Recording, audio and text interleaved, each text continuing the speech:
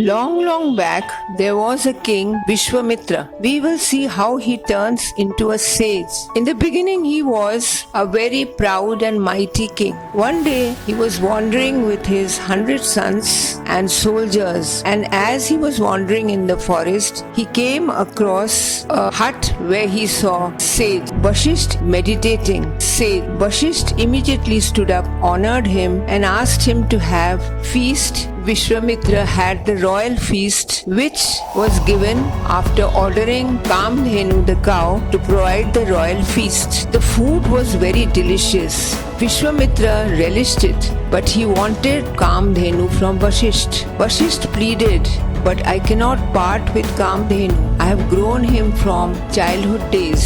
In the same time, Kamdhenu also didn't want to part his master Vasisht, but he insisted. Vishwamitra didn't want to go without him. He said, "Instead you take gold, jewelry, elephants, horses, and whatever you want." Vasishtha, with his spiritual powers, as advised by Kamdhenu, they fought so fiercely that Vishwamitra was defeated. All his sons were killed excepting one. Soldiers were also killed. He vanquished. He went to his kingdom and understood that spiritual powers are stronger than material powers or wealth. He gave the kingdom to his son to rule over, and he left everything and went to the mountain and did severe penance and hailed Lord Shiva. Lord Shiva was very satisfied with his penance, so he came down and gave him a boon. Vishwamitra wanted all the weapons and the art of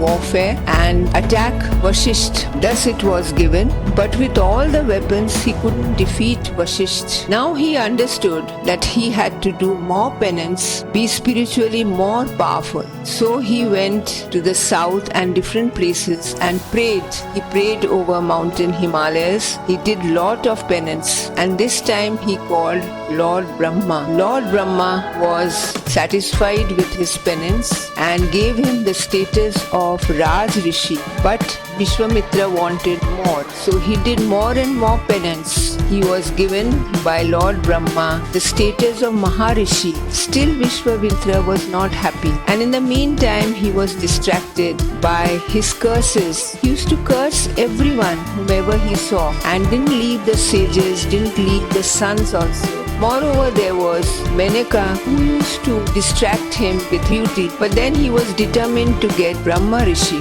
status.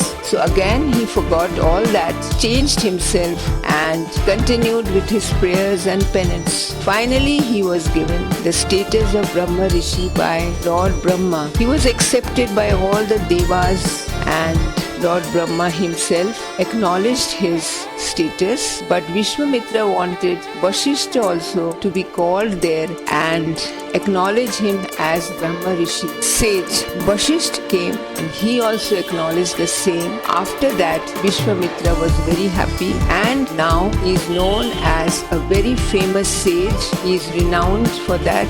World is full of his good deeds spread all around.